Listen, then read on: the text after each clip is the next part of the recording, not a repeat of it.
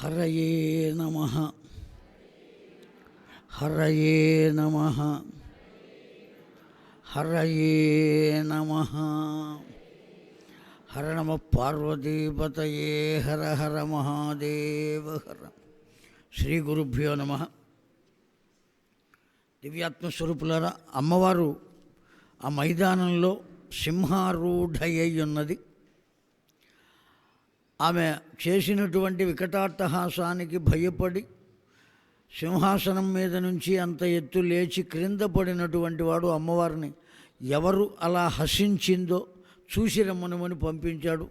ఆ చూసి వచ్చినటువంటి వాడు వక్ర మార్గంలో బోధించాడే కానీ సక్రమ మార్గంలో బోధించలేదు. ఆమె యొక్క సౌందర్యం అంత గొప్పదయ్యా, ఆమెను నీవు పొందకపోతే నీ జీవితమే వృధా అని చెప్పాడు. ఇప్పుడు ఆ అమ్మవారి వద్దకు తనను వివాహం చేసుకోవటం కోసం దూతను పంపించాడు. ఇంతకుముందు వచ్చినటువంటి చిక్షురుడు అనబడేటువంటి వాడు దేనికోసం వచ్చాడు అంటే, అసలు ఎవరు అలా హసించింది, ఏ కారణం చేత నవ్వారు, వాళ్ళ పరిస్థితి ఏమిటి తెలుసుకోవడానికి వచ్చాడు. ఆ తెలుసుకున్నటువంటి వాడు ఉన్న విషయాన్ని అలా ఉంచక దాన్ని అనేక విధములుగా మార్పు చేసి యజమానికి తెలియజేశాడు. జాగ్రత్తగా వింటున్నారు కదండి. ఉన్న విషయాన్ని ఉన్నట్లుగా చెబితే అది వేరే విషయం. అలా కాక తన యొక్క మస్తిష్కాన్ని అనుసరించి ఏవో ఊహలు చేసి ఆ ఊహలను అనుసరించి యజమానికి చెప్పడం చేత యజమాని వక్ర మార్గంలోకి వెళ్ళేటువంటి అవకాశం ఉన్నది. ఆ యజమానిని తప్పుడు త్రోవను పట్టించి అతడికి పతనావస్థను కల్పించేటువంటి స్థితికి తీసుకురాకూడదు ఎప్పుడూ కూడా. కానీ ఇతడి వద్ద ఉండేటు వాళ్ళందరూ కూడా అటువంటి వాళ్ళే. దేవ్యాః సహ మహిషాసుర దూతః ఏవత్ సంవాదో విశిష్యతే మంత్రివర్యః సురాణాం వై జననీం విద్ధిమాంకిల మహాలక్ష్మీమితి ఖ్యాతాం సర్వదైత్య నిషూదినీం. ఈ వచ్చినటువంటి వారెవ్వరు అంటే సాక్షాత్తు మహాలక్ష్మి అన్నారండి. ఇక్కడ మహాలక్ష్మి అంటే అర్థం విష్ణువు యొక్క భార్య అని వెంటనే మనకు అనిపిస్తుంది కదా. పార్వతి అంటే ఏమనుకుంటాం మనం? పరమేశ్వరుని భార్య. సరస్వతి అంటే ఏమనుకుంటాం? బ్రహ్మదేవుని భార్య. వెంటనే మనకు ఎవరు గుర్తొస్తారు? భార్యలే గుర్తొస్తారు. శక్తి అనేటువంటిది గుర్తు రావాలి. ఆ సరస్వతి అనగానే ఎవరి శక్తి అంటే జ్ఞానశక్తి, బ్రహ్మదేవుని యొక్క శక్తి. ఎప్పటికీ కూడా అదే గుర్తు రావాలి. బాగా గుర్తుపెట్టుకోండి. విష్ణుమూర్తి లక్ష్మీదేవి అనగానే ఏది గుర్తు రావాలి మనకు? సాక్షాత్తు ఆ విష్ణుమూర్తి యొక్క శక్తి అనబడేటువంటిది గుర్తు రావాలి. అలాగే పార్వతి అంటే పరమేశ్వరుని యొక్క శక్తి అనబడేటువంటిది గుర్తు రావాలి.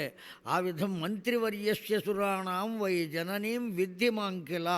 కనుక ఆ బ్రహ్మ విష్ణు మహేశ్వరుల యొక్క శక్తి ఇప్పుడు ఏకమై వచ్చి ఉన్నదండి. అంటే ఇప్పుడు ఇక్కడికి వచ్చింది ఎవరు? ముక్కోటి దేవతల శక్తి ఏకమై ఒక్క పుంజీభూతమైన దివ్యకాంతితో ప్రకాశిస్తున్న దేవత. ఇప్పుడు ఇక్కడ ఉన్నది ఎవరయ్యా అంటే ఆ దేవతలందరి చేత ప్రార్థింపబడి పొందబడినటువంటి సాక్షాత్తు జగన్మాత, మణిపురవాసిని అయినటువంటి జగన్మాతయే ఇప్పుడు ఇక్కడ వచ్చి ఉన్నది.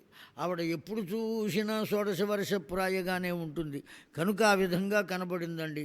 సర్వై మహిషస్య వధాయ చ పీడితైర్దానవేంద్రేణ యజ్ఞభాగ బహిష్కృతై. ఇప్పుడు దేవతలు పొందవలసినటువంటి యజ్ఞభాగములన్నీ కూడా ఎవరు పొందుతున్నారు అంటే మహిషుడు పొందుతున్నాడు. ఆ యజ్ఞములో ఇచ్చేటువంటి హవిర్భాగములు ఇంద్రాయ ఇదన్న మమ స్వాహ అని మనం ఇచ్చినా అవి ఇంద్రుని వద్దకు చేరటంలా. వాస్తవానికి ఈ హవిర్భాగములన్నీ కూడా దేవతలకు అందించేవాడు ఎవరు అంటే అగ్నిహోత్రుడు. ఆ అగ్నిహోత్రుడు అందిస్తాడు.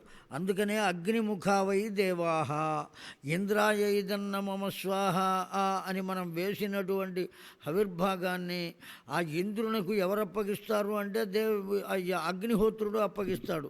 కానీ ఇప్పుడు మనం ఇక్కడ యజ్ఞం చేసి ఇంద్రాయ ఇదన్న మమ స్వాహ అని చెప్పిన ఆ పదార్థాన్ని, ఆ ఆవిర్భాగమును దేవేంద్రునకు అందించటల్లా తీసుకువెళ్ళి ఎవరికి ఇస్తున్నారు? అగ్నిహోత్రుడు అంటే మహిషాసురునకు ఇస్తున్నాడు. కారణం ఏమంటే మహిషునకు భయపడి పీడితైర్దానవేంద్రేణ యజ్ఞభాగ బహిష్కృతై. అలా యజ్ఞభాగములు ఎవ్వరికీ చెందట్లా దేవతల్లో. ఆ దేవతలు దిక్పాలకులు కానీ ఇంకో దేవతలు కానీ ఎవరికి మనం ఇచ్చిన వాస్తవంగానండి భగవంతుడు మనకు ఏ వరాలు ఇవ్వడు. దేవతలే తీరుస్తారు మన కోరికలన్నీ. ఏ విధంగా తీరుస్తారయ్యా అంటే, నువ్వు చేసేటువంటి యజ్ఞయాగాది క్రతువులలో హవిర్భాగములు ఏ దేవతల పేరు చెప్పి ఆ హోమగుండములో మనం సమర్పిస్తామో అవి వెంటనే అగ్నిహోత్రుడు తీసుకువెళ్ళి ఎక్కడ ఇస్తాడు అంటే, సాక్షాత్తు ఏ దేవత పేరు చెప్పామో ఆ దేవతకు అందజేస్తాడు. అప్పటికప్పుడు కొరియర్ సర్వీస్ భూలోకం నుంచి ఆ దేవలోకానికి కొరియర్ సర్వీస్ ఏదయ్యా అంటే అగ్నిహోత్రుడు. అతి తేలిగ్గా అర్థం కావడానికి ఆ అగ్నిహోత్రుడే తీసుకెళ్ళి సమర్పిస్తాడు. ఇప్పుడు అగ్నిహోత్రుడు సమర్పించట్లా, అప్పటికప్పుడే వెళ్ళిపోతుంది. కనుక ఆ దేవతలు ఆనందపడి ఎవరు ఈ క్రతువుని చేశారో వారి యొక్క కోరికలనన్నిటినీ అప్పుడు తీరుస్తారు. అయితే తీర్చేటువంటి శక్తి ఎవరిది అంటే అమ్మవారిది. తీరుస్తున్నది దేవతలే, తీర్చగలిగినటువంటి శక్తి ఎవరిది అంటే సాక్షాత్తు అమ్మవారిదే. ఆ తల్లి యొక్క దివ్యానుగ్రహం చేతనే చేయబడుతున్నవి. గచ్చతం మహిషం పాపం వదమద్వచనాదినం గచ్చ పాతాళమధునా జీవితేచ్ఛాయతస్తి. అయితే అతడు వచ్చాడండి. ఆ వచ్చినటువంటి వాడు ఉక్త మధురయా వాచ తేన తుష్టిస్మః తే అనఘా. ఆమె ఆ తల్లితో మాట్లాడుతున్నాడు. అమ్మాయి అని పిలిచాడండి. పరకాంతలు ఎవరు కనపడినా మనం ఏమనాలి అంటే అమ్మా అని పిలవాలి. అమ్మా అని పిలిస్తే ఆ మర్యాద వేరు, ఆ గౌరవం వేరు. అమ్మాయి అంటే పిలుపు మారిపోయిందండి. ఆ విధంగా నోచేద్ధన్మి దృశాత్వం వై హరి హరి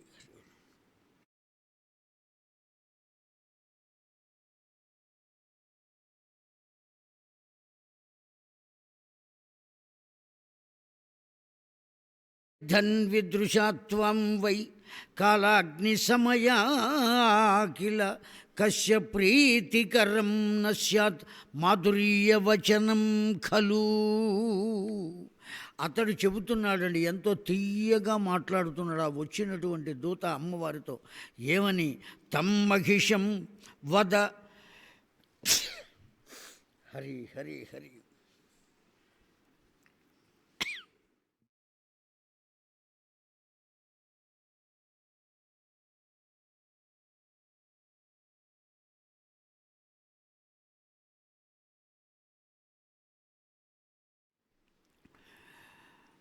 కశ్య ప్రీతికరం న స్యాత్ మాధుర్యవచనం ఖలు గచ్చతం మహిషం పాపం వదమద్వచనాదిదం గచ్చ పాతాళమధునా జీవితేచ్ఛాయదస్థితే నోచేత్కృతాగసం దుష్టం హనిష్యామి రణంగణే. అతడు ఏం చెప్పాడు అంటే, మా రాజు అయినటువంటి వాడు మహిషుడు. అతడు కామరూపము కలిగినటువంటి వాడు. సహజంగా కన్యావరయతే రూపము అని కదా చెప్పేది. నీవు ఏ రూపాన్ని కావాలి అని కోరుకుంటావో ఆ రూపాన్ని పొందగలిగినటువంటి శక్తి కలిగినటువంటి వాడు మా రాజు. అంతేకాదు అతడి దగ్గర ఏమేమి ఉన్నాయ్యా అంటే, తస్మాదిహాగతా అద్మ్యః తత్పదార్థం కృతోద్యమా. అనేకములైనటువంటి వజ్రములు రత్నములు రాసులు రాసులుగా ఉన్నాయి. అతడికి ఉన్నటువంటి ధనము సామాన్యమైనది కాదు. త్రిలోక విజేతాయత్వయాకం సామపూర్వం కృత్వా స్వాగతమాదరాత్. నీవు అంగీకరించినట్లయితే సాదరంగా నిన్ను తన జీవితంలోకి మా రాజు ఆహ్వానిస్తున్నాడు. నిన్ను పొందుదామనే చూస్తున్నాడు. కనుక నా మాట విని ఈ ఆయుధాలన్నిటినీ వదలి నీవు నా వెంట కనుక వచ్చినట్లయితే నేను దగ్గర ఉండి నా యజమాని అయినటువంటి మహిషునకు నీకు నేను వివాహం చేయిస్తా. కనుక నా మాటను అంగీకరించు. నా రాజు చెప్పమన్న మాట ఇది. కనుక నీవు నా వెంట రావలసింది. వెంటనే అమ్మవారు చెబుతున్నదటండి, నోచేత్కృతాగసం దుష్యం హనిష్యామి రణంగనే. నాయనా, గతంలో వచ్చినటువంటి వాడికి నేను చెప్పా వరవర్ణిని, ఇప్పటికే నేను వివాహితను అయ్యున్నాను. వివాహితను అయ్యున్నాను అంటే కేవలం ఎవరినో వివాహం చేసుకున్నానా? నా భర్త సర్వబ్రహ్మాండములకు అధినాయకుడు. అతడి వల్లనే అహం ఏవ చేతనత్వం భవితవ్యం. నాకు చేతనత్వము కూడా ఎవరి వల్ల కలుగుతున్నది అంటే నా భర్త వల్లనే కలుగుతున్నది. ఇప్పుడు నేను ఇక్కడ కూర్చుని మాట్లాడగలుగుతున్నాను అంటే నా యొక్క భర్త యొక్క అనుగ్రహం చేతనే నీతో మాట్లాడగలుగుతున్నా. అమ్మవారు చెబుతున్న మాట అండి. తన భర్తను తాను ఎప్పుడూ ఎక్కడా కించపరుచుకోరాదు. ఆ కారణం చేత అమ్మవారు చెబుతున్నది, నా భర్త యొక్క దివ్యమైన అనుగ్రహం చేతనే నీతో నేను మాట్లాడగలుగుతున్నా, ఇక్కడ ఉండగలుగుతున్నా. అతడి యొక్క శక్తి ఎటువంటిది అంటే హతేత్వయి సురామూఢ స్వర్గం ప్రాప్స్యసి సత్వరం. కావాలి అనుకున్నప్పుడు తాను ఎక్కడ ఉన్నాడో అక్కడ స్వర్గాన్ని సృజించగలడు. ఎక్కడ ఉన్నాడో అక్కడే నరకమును కూడా సృష్టించగలడు. సృష్టిని వెంటనే చేయగలడు. చేసినటువంటి సృష్టిని నశింపచేయగలడు. జ్ఞాతాజ్ఞాత వ్యవహార స్థితాయాం మద్భర్తారాం. అతడికి తెలిసినటువంటి విషయములు లోకంలో ఇంకా ఎవ్వరికీ తెలిసేటువంటి అవకాశం లేదు. లోకంలో ఉండేటువంటివి ఏవైనా కూడా ఆయనకు తెలియకుండా ఉండేటువంటి అవకాశం లేదు. అటువంటి బిందు యోగ సంసిద్ధత స్థితీనాం సర్వై మద్భర్తారం. సర్వశక్తియుతుడైనటువంటి నా భర్త నాకు ఉండగా నేను ఇంకొక పురుషుణ్ణి నేనెందుకు కోరుకుంటానయ్యా? కోరుకోమని చెప్పడానికి నీకు మాత్రం అర్హత ఎక్కడ ఉన్నది? నేను ఎందుకు వచ్చానో తెలుసునా? మద్బాణక్షుణ్ణదేహస్థం గతాసి యమసాదనం. మీ రాజైనటువంటి ఆ మహిషుణ్ణి యమసదనానికి పంపడానికే వచ్చా. అతడు బ్రతికుండాలి అనుకుంటే ఏం చేయాలి? పాతాళం తరస మందయావాద్బాణానమే పతన్. నా చేతి నుండి ఆ బాణము విడుదల అయ్యే లోపలే ఇక్కడ నుండి పాతాళానికి పారిపోమ్మని చెప్పు. లేకపోతే అతడు బ్రతికుండేటువంటి అవకాశం లేదు. అంతేకాదు, నీ రాజుకు గుర్తు చేయవయ్యా, బ్రహ్మ ఇచ్చిన వరము వల్ల ఒక స్త్రీ చేతిలోనే మరణము ఉన్నది అని. నేను స్త్రీనే వచ్చాను ఇక్కడికి, కనుక నా చేతిలోనే అతడి మరణం ఉన్నది. వీరైర్మహాబలై సర్వైర్నయామి యమసాదనం. అతడు నేను ఎంతో బలశాలిని అనుకుంటున్నాడు, నా వెంట అనేక మంది ఉన్నారు అనుకుంటున్నాడు. లోకంలో ఎవరికైనా దేనివల్ల గర్వం కలుగుతుందండి? సంపద వల్ల గర్వం కలుగుతుంది, సౌందర్యం వల్ల గర్వం కలుగుతుంది, విద్య వల్ల గర్వం కలుగుతుంది. అంతేకాదు, అనేక మంది వెనుక బలం ఉంటే వారి వల్ల గర్వం పెరుగుతుంది, పదవి వల్ల గర్వం పెరుగుతుంది. అసలు ఏమీ తెలియకపోయినా నాకన్నీ తెలుసు అనే గర్వం కలుగుతుంది. ఆ గర్వం అనేటువంటిది ఎలా లోపల ప్రవేశిస్తుంది అనేది చాలా వాడికి ఏమీ తెలియదు. అయినా సరే బయటికి మాత్రం ఏదో తెలిసినట్టుగా నటిస్తూ ఉంటాడు. నాకు తెలియకపోవడం, వాళ్ళు చెప్పిందల్లా వింటూ ఉంటాడు. అవునవును, అంతే అంతే అంటూ ఉంటాడు. ఇవన్నీ నాకు తెలుసు అంటూ ఉంటాడు. తనకు తానుగా చెప్పాలి అంటే మాత్రం ముందుకు రాడు. అటువంటి స్థితిలో ఉన్నవాడు కూడా గర్విష్ఠివాడే అని చెప్పారు. వీళ్ళందరూ కూడా పతనావస్థకు వెళ్ళేవారే. యుగే యుగే మహామూఢ హతాత్వత్సదృశా కిల అసంఖ్యాతాస్తథాత్వం వై హనిష్యామి రణంగణే. అలా కాదు అని యుద్ధానికి సిద్ధపడితే రణంగనే హనిష్యామి, నా చేత సంహరింపబడతాడు నీ రాజు. ఈ విషయాన్ని వెళ్ళి చెప్పవయ్యా అని చెప్పిందండి. ఎప్పుడైతే అక్కడికి వెళ్ళాడో వాడు వెనక్కి తిరిగి వెళ్ళిపోయాడండి. వెనక్కి తిరిగి వెళ్ళిపోయి రాజుతో ఈ విషయాన్ని చెప్పాడా. చెబితే ఈక్తుస్సహ తతః దేవ్యామంతిశ్రేష్ఠో బలాన్వితా ప్రత్యువాస నిశమ్యాసౌ వచనం హేతుగర్భితం. ఆ ఉన్న మంత్రులు ఉన్నారే అండి, ఎటువంటి వాడి దగ్గర అటువంటి వాళ్ళు చేరతారు కదా. ఆ మంత్రి అన్నాడు, మహిషరాజా వీడు చెప్పేది సత్యమే కానీ అసత్యం అన్నాడండి.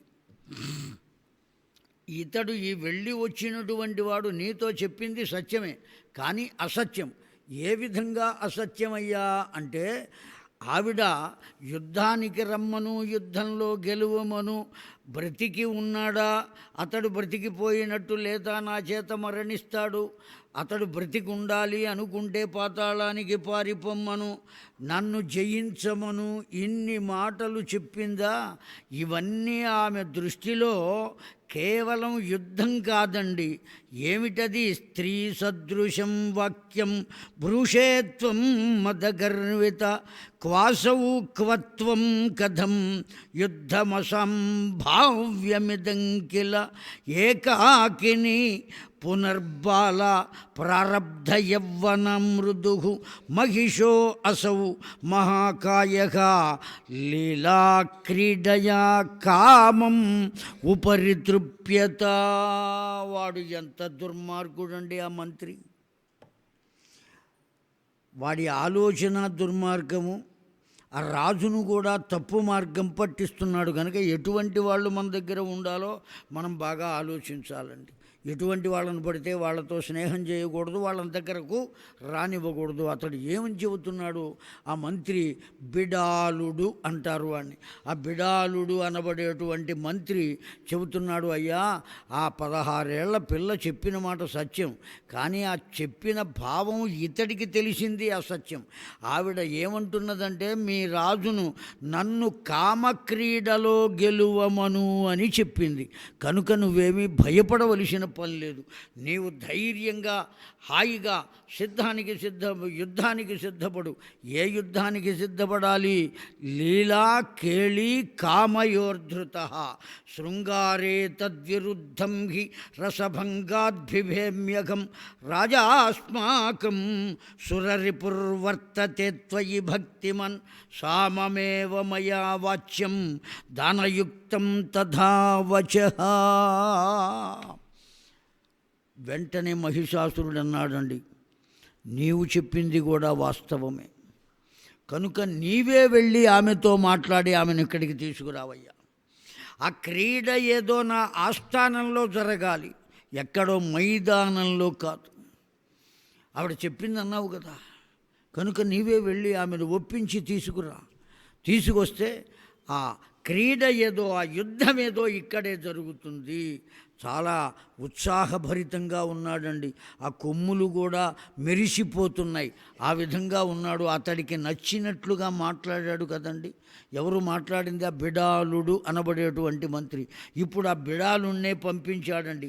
నోచేద్ధన్మహత్మ్యం మధ్యైవ బాణేన త్వం వృషావదం మిథ్యాభిమాన చతురం రూపయౌవన గర్వితం స్వామీ మే మోహిత శ్రుత్వా రూపంతే భువనాతిగం తత్ప్రియార్థం ప్రియం కామం వక్తవ్యం త్వయ్యన్మయా.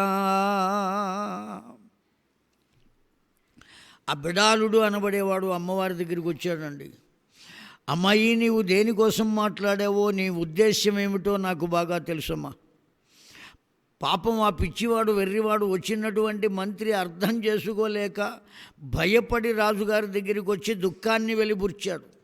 కానీ నీ మనోగతమైనటువంటి భావాన్ని నేను తెలుసుకోగలిగాను. శరదంబుల చపల చిత్తలు పో మహిళలు అని సూత్రం ఉన్నది.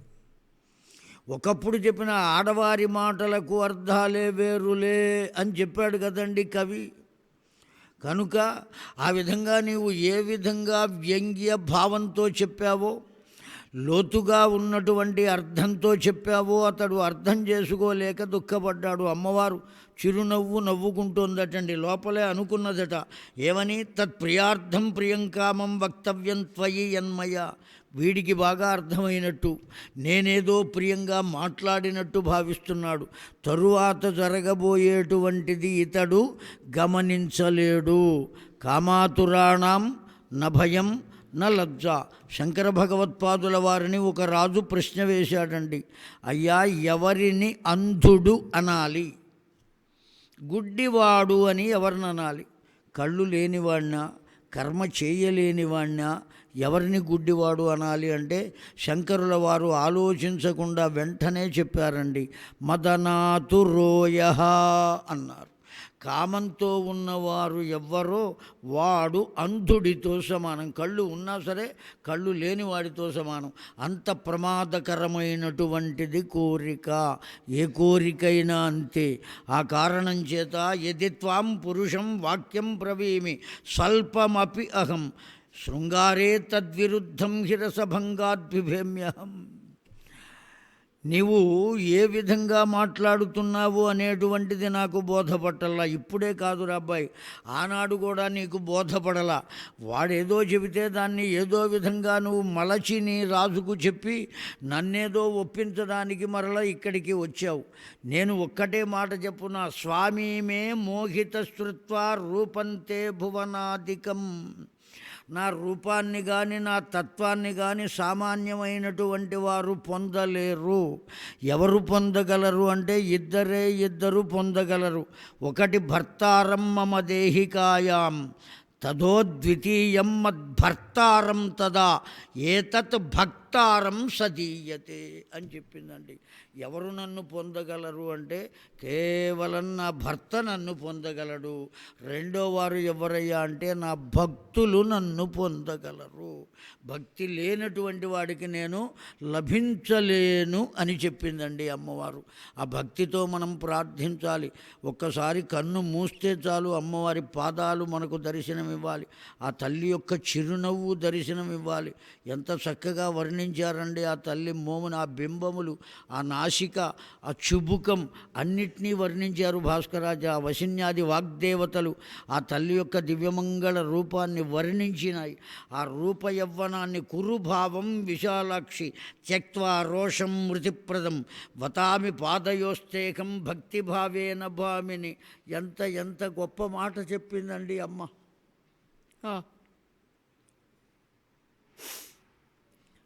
హరి హరి పతామి పాదయోస్తేకం భక్తిభావేన భామిని. ఎవ్వరు నా పాదాలను ఆశ్రయిస్తారో వాడు ఎవ్వడు ఏమిటి అనేది కూడా నేను చూడనురా. కన్న తల్లి స్తన్యమునిచ్చి ఆ పిల్లవాణ్ణి ఎలా పెంచి పెద్ద చేస్తుందో వాణ్ణి ఆ విధంగా నేను చూచుకుంటానురా. అన్యభావంతో చూచినటువంటి నీ రాజుగతి ఏమవుతుంది ఆలోచించు. పట్టరాజ్ఞీ మహారాజ్ఞో భవ శీఘ్రం శుచిస్మితే త్రైలోక్య విభవం సర్వం ప్రాప్స్యసి త్వం అనావిలం. మూడు లోకములు నా యొక్క చేతనే కదులుతున్నాయి, నా చైతన్యం చేతనే కదులుతున్నాయి. ఇప్పుడు ఇంతగా మాట్లాడేటువంటి నీ రాజు కూడా నా యొక్క చైతన్యం లోపల ఉన్నది కనుకనే మహిషుడు మాట్లాడుతున్నాడు. అతడికి వెళ్ళిపోయేటువంటి సమయం దగ్గరకు వచ్చింది కనుకనే నా మాట విని వెళ్ళి ఈ విషయాన్ని చెప్పు. బ్రతికి ఉండాలి అనుకుంటే శృణు సాచివా ప్రవక్ష్యామి వాక్యానాం సారముత్తమం శాస్త్రదృష్టేన మార్గేణ చాతుర్యం అనుచింత్య చ మహిషస్య ప్రధానస్థం మయా జ్ఞాతం ధియా కిల. నేనొక్క మంచి మాట చెబుతున్నాను రా. అమ్మవారు ఎంత మెత్తగా మాట్లాడుతున్నదండి. ఇప్పటికీ వాడు బ్రతికుండాలి అని నేను కోరుకుంటున్నాను రా. ఒకవేళ సంహరించాలి అనే ఆలోచన ఉంటే అసలు ఇక్కడ నిలబడి నేను వికటాట్టహాసం చేయవలసినటువంటి ఆవశ్యకత లేదు. సరాసరి మహిషుడు ఎక్కడ ఉన్నాడో అక్కడికి వచ్చి అతన్ని సంహరించి రాజ్యాన్ని దేవతలకు కట్టబెట్టి ఆనందంగా వెళ్ళిపోయేదాన్ని. కనీసం వాడు బుద్ధి తెచ్చుకుని మార్గాన్ని మరల్చుకుంటాడు అనేటువంటి ఆలోచనతో ప్రయత్నం చేద్దామని ఈ ప్రయత్నం చేస్తున్నా. ఈ విషయాన్ని వెళ్ళి నీ రాజుకు చెప్పవయ్యా. మహిషస్య ప్రధానస్త్వం మయా జ్ఞాతం ధియా కిల. నన్ను గురించినటువంటి విషయాన్ని నీవైనా తెలివిగలవాడవు అనుకుంటున్నావు గనుక నీ రాజుకు తెలియచెయ్యరా. ముందు ఇక్కడ నుండి వెళ్ళు, లేకపోతే నీ ప్రాణాలే పోతాయి అని చెప్పింది అమ్మవారు. అద్యయేవా, ఇప్పటికిప్పుడు ఈ పూట ఈ క్షణంలో నువ్వు బయలుదేరు, లేకపోతే నీ ప్రాణాలు పోతాయి. ఈ విషయాన్ని వెళ్ళి వాడు చెప్పాడు. రాజా, మనకు అనుకున్నట్టు కాదు, తప్పక యుద్ధానికే వచ్చింది. మొత్తం మంత్రిమండలిని అందరిని పిలిచాడండి. 6 మంత్రులు ఉన్నారు. బిడాలుడు, చక్షురుడు, తామ్రుడు, ద్విజాక్షుడు, గంధయోధుడు, మృతయుక్తుడు అనేటువంటి 6 మంత్రులు ఉన్నారు అతని దగ్గర. ఆ 6 మంత్రుల దగ్గర అనేకములైనటువంటి సేనా వ్యవస్థలు ఉన్నాయి. వీళ్ళు కాకుండా 12 మంది సేనా నాయకులు ఉన్నారు. ఆ 12 మంది సేనా నాయకుల వద్ద సైన్యం ఉన్నది. వీళ్ళందరినీ కూడా సమాయత్తపరిచి సమాలోచన చేస్తున్నాడండి. ఏం చేస్తున్నాడు అతడు? మంత్రినఃకించ కర్తవ్యం విశ్రబ్ధం భ్రూతమాచరం ఆగతా దేవ విహితాః మాయేయం శాంబరీవ కిం.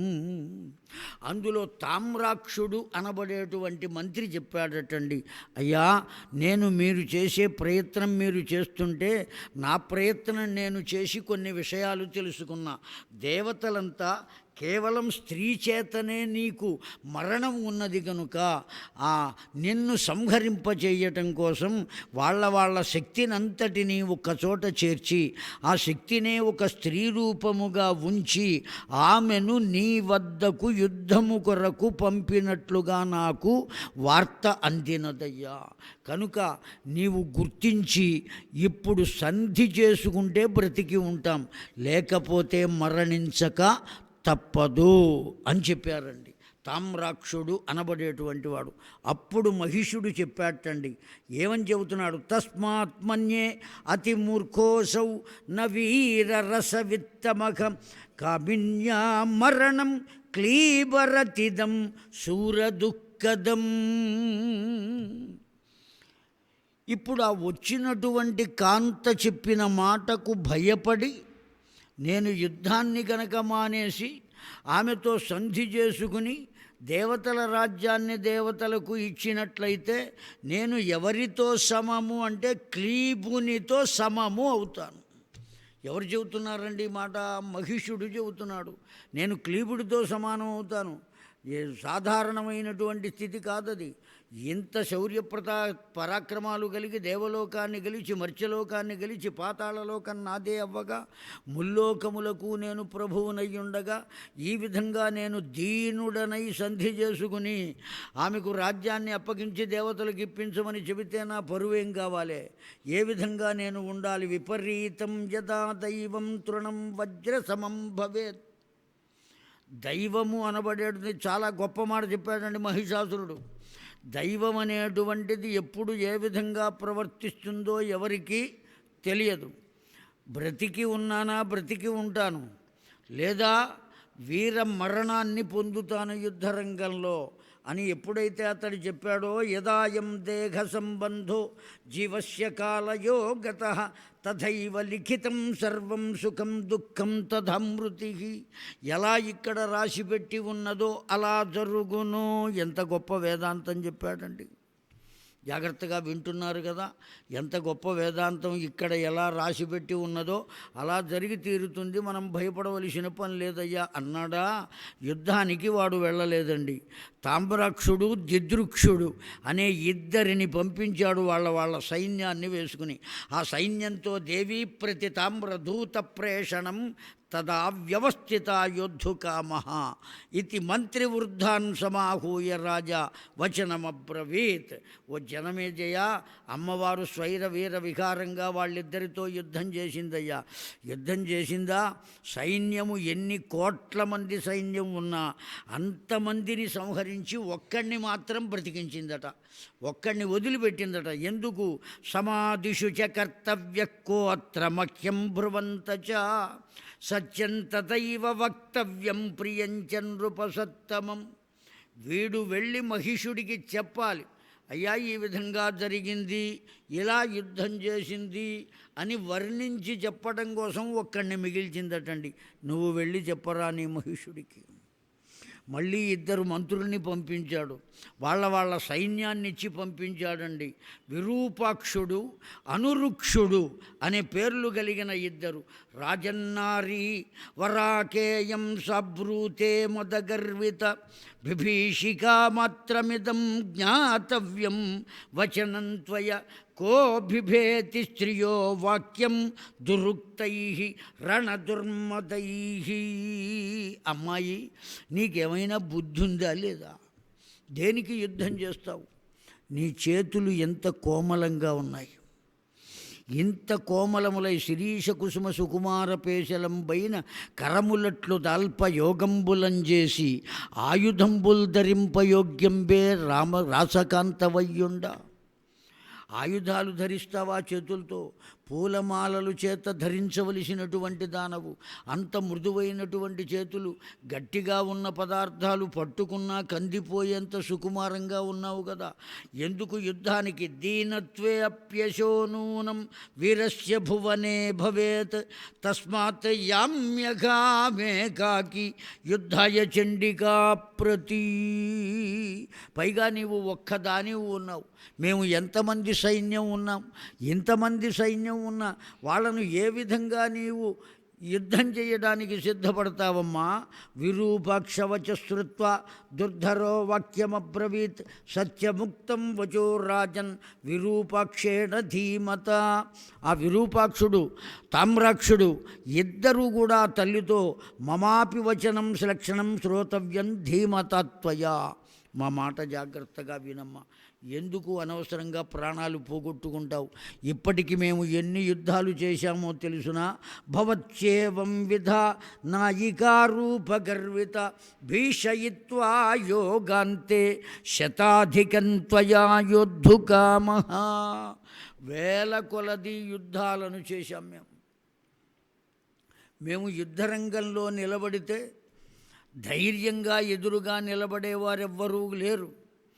ఈనాడు నీవు ఏమాత్రం చలనం లేకుండా అలా నిలబడటం నాకే ఆశ్చర్యం కలుగుతుంది. మేము యుద్ధం చేసేటప్పుడు మా ముందు ఇలా నిలబడినటువంటి వారెవ్వరూ లేరు, పురుషులే లేరు. అబలవయ్యుండి ఒక స్త్రీమూర్తి వయ్యుండి నీవు ఇలా నిలబడుతున్నావా? ఏమిటమ్మా ఇది అంటే, విపరీత క్రీడా భాషణం జ్ఞేయమేవ తత్ కరిష్యే విగత ప్రాణం యదుక్త వచనం త్వయా. మా చేతులలో నీ ప్రాణాలు పోగొట్టుకుంటావా? వీర్యం ప్రాణా ఇతి ప్రోక్తం తద్విహీనంచ జజాన్యథా. మా మాట విని ఇప్పటికైనా మా రాజును అంగీకరించి అతన్ని వివాహం చేసుకో. దానివల్ల నీవు సుఖాన్ని పొందుతావు, సర్వ సౌఖ్యములు కలుగుతాయి. ఏ పిల్ల అయినా సంపద కావాలని కోరుకుంటుంది, అందమైనటువంటి పురుషుడు భర్తగా కావాలి అనుకుంటుంది. అంతేకాదు కీర్తిమంతుడు, యశోమంతుడు, శౌర్యవంతుడు కావాలి. ఏ పిల్లైనా అదే కదండి కోరుకునేది. అటువంటి స్థితిలో ఉన్నటువంటి నీవు అతి చిన్నపిల్లవు, ఇప్పుడే యవ్వనంలో ప్రవేశించావు, యోద్ధుకాముకురాలవు. సామధానద్వయం తస్యాఖ నాణ్యోపాయోస్తే భూపతే. మా రాజు కూడా ఏమని చెప్పాడో తెలుసునా? సామోపాయం చేత నిన్ను తీసుకురమ్మన్నాడు, లేదా దానోపాయం చేత తీసుకురమ్మన్నాడు చేతనైతే. అంతే తప్ప భేదోపాయం కానీ దండోపాయం కానీ నీ పట్ల విధించరాదు అని చెప్పాడు. భేదోపాయం కానీ దండోపాయం కానీ నీ పట్ల విధించరాదు అంటే నీ పట్ల మా రాజు ఎంత మరులుగొని ఉన్నాడో నీకు అర్థమవుతుందా? ఏ స్త్రీ అయినా తనను ప్రేమించేటువంటి భర్త కొరకు వెతకాలి కానీ ఎవరో ఉన్నారు కనుక నా నియమాన్ని కట్టుబాటు చేసుకుని ఉంటాను అనేటువంటిది. గచ్చ యోగాత్మధీయం జీవితం మరణం పుంసం నరాధిపం కోపి నైవ అన్యథా కర్తుం సమర్థో భువనత్రయే. ఏదో నిన్ను నీవు చూచుకుని, నీ బలాన్ని నువ్వు చూచుకుని, నేను చాలా గొప్పదాన్ని అనుకుని, ఎవరో చేతకాని వారు ఇద్దరు వస్తే, వాళ్ళ సైన్యం వస్తే వాళ్లను మట్టుబెట్టాను కనుక మిగతా వారినందరినీ నేనే సంహరిస్తాను అనుకుని భ్రమపడుతున్నావు. చావగలిగితే సాధన ప్రారంభించు అన్నాడండి. ఎవరు అన్నది? ఆ తామ్రాక్షుడు. ఎప్పుడైతే అన్నాడో యుద్ధం ప్రారంభమైందండి. కన్ను తెరిచే లోపల వారిద్దరినీ సంహరించింది అమ్మవారు. 6 మంత్రులు ఉంటే ఒకరి తర్వాత ఒకరు వస్తే 6 సంహరించిందండి. చిట్ట చివరికి ఎవరు రావలసి వచ్చారు? సేనానాయకులు పోయారు, వాళ్ళందరూ కూడా గతించారు. చిట్ట చివరికి ఎవరు మిగిలారయ్యా అంటే ఒక్క మహిషాసురుడు మిగిలాడండి. మూల బలాన్ని వెంటబెట్టుకుని అతడే బయలుదేరాడా. పుష్పకం కందుక యోగ్యాస్తే కరాఖ కోమల కోమలాఖ భ్రూచాపే విద్యమానేపి ధనుషా కిం ప్రయోజనం కటాక్ష విశికాఖ సంతి కిం బాణై నిష్ప్రయోజనై. వాడు భావిస్తున్నాడండి. ఏమని భావిస్తున్నాడు అంటే, ఇప్పుడు నేను వెళ్ళవలసి వచ్చింది కదా, ఇప్పటికి తన చేత పంపబడినటువంటి 6 మంత్రులు సంహరింపబడ్డారు. 12 మంది సేనా నాయకులు ససైన్యంతో సంహరింపబడ్డారు. ఆ ఉద్యానవనం, ఆ మైదానం అంతా కూడా శరీరములు విగత జీవమైనటువంటి దేహములు కుప్పలు తెప్పలుగా పడి ఉన్నాయి. శరీర అవయవములు మృగ్యమైపోయినటువంటి దేహాలు పడి ఉన్నాయి. అమ్మవారు మాత్రం నిశ్చలగా ఉన్నది అక్కడ. తాను ఇప్పుడు బయలుదేరేటప్పుడు కూడా అనుకుంటున్నాడండి ఆ మహిషాసురుడు, తన్నిశమ్య వచస్తస్య యోగ్యత తదైవ సౌందర్యం జగదంబిక గభీరయా వాచ హసంతి యోగ్యమాయాం మయాతురం. యోగ్యమాయాం మయాతురం. ఏ స్థితిని పొందాడు? అనుకుంటున్నాడు ఈ విధంగా, మహిష రూపంలో కనుక నేను వెళ్ళినట్లయితే ఆమె నన్ను అంగీకరించకపోవచ్చు. వింటున్నారు కదండి, ఎంతమంది సంహరింపబడ్డారు, ఎంత సైన్యం నిహతమయ్యింది. తన కొరకు ఇంతమంది సంహరింపబడినా ఇప్పటికీ అతడిలో ఉన్నటువంటి కామము ఉపశమించలేదండి. అంత ప్రమాదకరమైనది ఆ కామం. ఉపశమింపక తాను సౌందర్యంగా కనపడితే ఒప్పుకుంటుంది. ఇంతసేపు వాళ్ళందరూ మహిషాసురుడు మహిషాసురుడు మహిషాసురుడు అంటూ వచ్చారు కదా, ఒక మహిషంగా నన్ను భావించింది. ఇప్పుడు నేను గనుక ఈ రూపంతో కాకుండా ఓ సౌందర్యమైనటువంటి రూపంతో వెడితే తప్పకుండా అంగీకరిస్తుంది. కన్యా వరయతే రూపం మాతా విత్తం పితుశ్రుతం ఇతరే బాంధవాహ భోజనమిచ్చంతి అని కదా శాస్త్రం. ఆ కారణం చేత నా యొక్క దివ్యమైనటువంటి సౌందర్యాన్ని చూచి, ఆ అందాన్ని చూచి హాయిగా నన్నే వరిస్తుంది. రాజన్ చింత కర్తవ్య కార్యే అస్మిన్ కాతర ప్రియే అహమేకు తదా సౌందర్యం ఎతత్ చచాల భవేద్ వైరీ వీరస్య నృపసత్తమ. ఇప్పటి వరకు ఉన్నటువంటి వైరభావాన్ని పరిపూర్ణంగా ఛేదించుకుని ప్రేమభావాన్ని పొంది నన్ను స్వీకరిస్తుంది అని తనను తాను తన రూపాన్ని మార్చుకున్నాడటండి. మార్చుకున్నటువంటి వాడు ఏం చేశాడు? ఆ నిలువుటద్దం ముందు నిలబడి దివ్యమైనటువంటి కిరీటాన్ని ధరించాడు. శరీరమంతా అనేకములైన మైలేపనములను ధరించాడు, అనేకములైన ఆభరణములను ధరించాడు. తనను తాను అలంకరించుకుని ఆ నిలువుటద్దము వద్ద నిలబడి తనను తాను చూచుకున్నాడండి. ఏ రూపమైనా ఎన్నిసార్లు చూచుకున్నా రెండవ రోజుకి ఆ రూపంలో మార్పు వస్తుందా రాదా? జనమే జయ పశ్య బాహుబలం మే అద్య విహరస్య యథాసుఖం. భవతా అత్ర న గంతవ్యం సంగ్రామే వ్యసనే సమం. వేదవ్యాస భగవానుడు చెబుతున్నారండి జనమేజయునితో, నాయనా వింటున్నావా జాగ్రత్తగా, ఆ వ్యసనము అనబడేటువంటిది మనిషిని ఎంత దిగజారుస్తుందో. ఇంతమంది తన కొరకు సంహరింపబడిన ఆవిడ కేవలం యుద్ధం కోసమే వచ్చింది అనేటువంటి జ్ఞానం లేకుండా వాడు, ఎందుకు ఆ జ్ఞానం లేకపోయింది అంటే వాడు పశువు గనక అని చెప్పారండి. మహిషుడు కదా, వాడికి జ్ఞానం ఉంటుందా చెప్పండి? పశువుకి ఏం తెలుస్తుంది? నిరంతరం తాటిస్తూనే ఉంటుందండి. ఏమిటా తాటింపు? రెండు పెదవులు, ఆ నోరు ఎప్పుడూ కదులుతూనే ఉంటుంది పశువుకి. చూచారా, గుర్తించారా ఎప్పుడైనా? ఆ పశువు ఎప్పుడూ నోరు కదుపుతూనే ఉంటుంది, తింటూనే ఉంటుంది ఏదో ఒకటి నిరంతరం. లోపల దాచుకున్నది బయటికి తెచ్చుకుంటుంది. కనుక పశు లక్షణాలన్నీ ఈ విధంగానే ఉంటాయి. అంత తేలిగ్గా భవత అత్ర నగంతవ్యం సంగ్రామే వ్యసనయో సమం. మూల బలాన్ని వెంటబెట్టుకుని సంగ్రామ రంగానికి వచ్చాడండి. ఆ వచ్చినటువంటి వాడు అమ్మవారితో మాట్లాడుతున్నాడు. ఏమనంటున్నాడు? ముమోచ బాణవృష్టిం తాం ఘనవృష్టిమివాపరం చిచ్ఛేదతస్య స బాణాన్ స్వబాణైర్ నిశితైః సదా జఘానతం తథా ఘోరైః రాశీ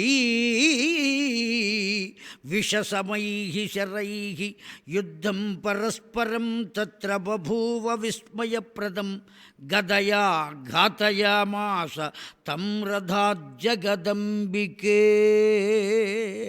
వాడు తెలియకపోయినా వాడి మనస్సులో ఏమి ఉన్నా అమ్మవారిని ఏమని సంబోధించాడండి?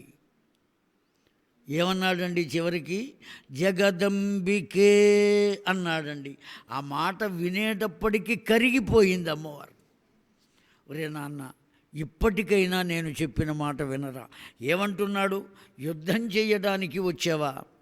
అతి సుకుమారమైనటువంటి నీ చేతులతో తామర తుండ్లు ధరించి సరసమాడుటకు అలా విసరవలనే గాని తూణీరములు విసరటానికి తగినటువంటి హస్తము కాదు. దృశ్యతే మయా సౌందర్యం చిన్నే శిరసి. ఒక్కసారి తల పైకెత్తి చూడు. సిగ్గుతో తలదించుకుని ఉన్నావా నన్ను చూడటానికి అంటున్నాడండి. ఎవరు? అక్కడికి వీడేదో పెద్ద ప్రతాపవంతుడని, ఆ తల్లి సిగ్గుపడి తలదించుకున్నది అని, ఇప్పుడు తానే పెండ్లిపీటల మీదే కూర్చున్నాను అని అతడి భావన. ఆ కారణం చేత సిగ్గుపడుతున్నావా? జ్ఞాతా హ్రీహి.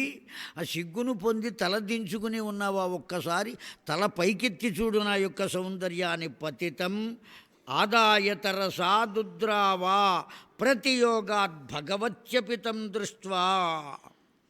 నీవు నన్ను పొందినా నేను నిన్ను పొందినా అది భగవంతుడు ఏర్పాటు చేసినదనే భావించాలి. కనుక ఇప్పటికైనా నా మాట విను. క్రోధం సమ్మూఢ బభూవహు శరతాడితాః.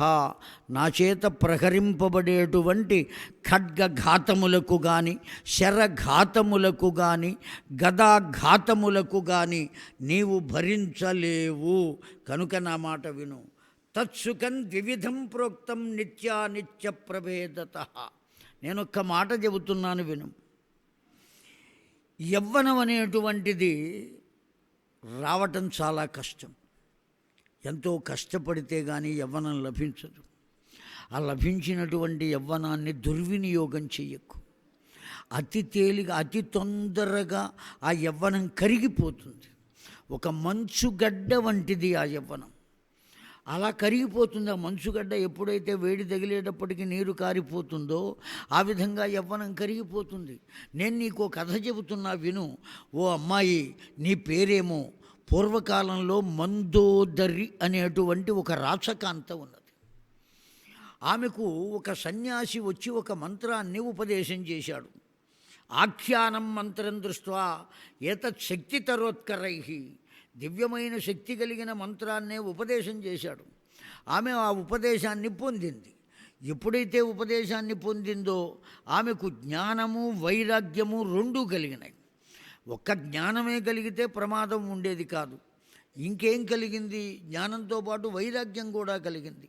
ఆ వైరాగ్యం కలిగేటప్పటికీ ఆవిడ ఏది శరీరము, ఎవరు భర్త, ఎక్కడ జీవితము, ఏది ధనము, ఇన్ని రకాలుగా ఆలోచించి ఒక యోగిని వలె బ్రతకటం మొదలుపెట్టింది. అయితే ఉంటే ఉన్నది, అందులో ఏమీ సందేహం లేదు. కానీ ఆమెకు ఓ చెల్లెలు కూడా ఉన్నది. ఆ చెల్లెలు ఈ విధంగా లేదు. యుక్త వయస్సు వచ్చేటప్పటికీ ఆ పిల్లకు వివాహం చేశారు. ఆ భర్తతో కలిసి ఆమె ప్రథమంతు ఏవత్రుదా మిథునయోర్ప్రేక్షక పరమా అస్త్ర ఆనంద వివేహిత. వారి మిథునం ఉన్నదే, ఆ భార్యాభర్త ఇద్దరూ ఆనందంగా తిరుగుతూ ఉంటే వాళ్ళని చూసిన తర్వాత ఇంతకాలము యోగినిగా ఉన్నటువంటి ఈమెకు ఇప్పుడు ఆలోచన కలిగింది. ఆలోచన కలిగి తాను కూడా వివాహం చేసుకుందాము అనే సమయానికి ఆలోచించేటప్పటికి తన వయస్సు ఎంత అయింది అంటే వార్ధక్యాన్ని పొందింది. ఇప్పుడు ఇంత వయస్సు ఆలోచించిన ఆ వార్ధక్యం చేత తాను ఏది పొందవలెనో పొందగలుగుతుందా? కనుక నా మాట విని ఆ యవ్వనాన్ని, కలిగినటువంటి యవ్వనాన్ని వృధా చేసుకోకు. తెలివి తక్కువగా ఆలోచించకు ఓ పిల్ల. ఇప్పుడే నీవు యవ్వనంలో అడుగుపెట్టిన వయస్సులో ఉన్నావు. ఇంత సుందరుడైనటువంటి వాణ్ణి నేను ఎదురుగా ఉన్నా. అనవసరంగా యుద్ధానికి కాలు దువ్వవద్దు.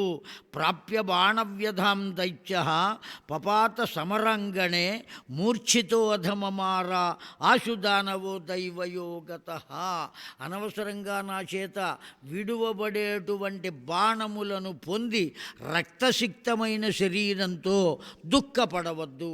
నా మాట విని నేను చెప్పిన దాన్ని అంగీకరించు. ఆనందంగా నాతో జీవనం గడిపినట్లయితే రాజ్యసుఖమే కాదు, ఇప్పటి వరకు నాకు ఎంతమంది భార్యలు ఉన్నారో వారందరూ నీకు సేవకురాండ్రు అవుతారు.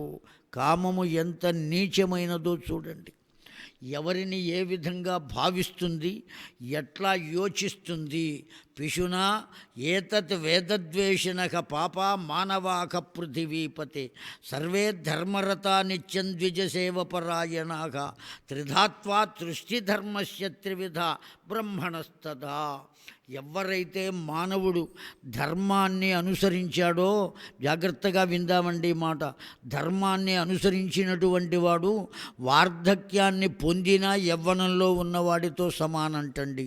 ఆ యవ్వనంలో ఉన్న అధర్మాచరణ కనుక కలిగినట్లయితే అతడు వార్ధక్యాన్ని చేరినట్టే అని చెబుతున్నది ధర్మం. సర్వే జగ్ముహు స్వ అన్య ఆలయాని తే గతేషు తేషు దేవేషు పృథివ్యాం పృథివీపతే. నీవు ఇంకా రాజుగా ఉండడానికి ఎట్టి పరిస్థితుల్లోనూ అర్హత లేదురా నాయనా. నీవు యుద్ధానికి సిద్ధపడమన్నదండి. అంధాశ్చ మూకాబధిరశ్చ ఖంజాక కుష్ఠాన్వితాయే భువి దుఃఖభాజక తత్రాసుమానం కవిభిర్విధేయం నరాధితాతైః సతతం భవానీ.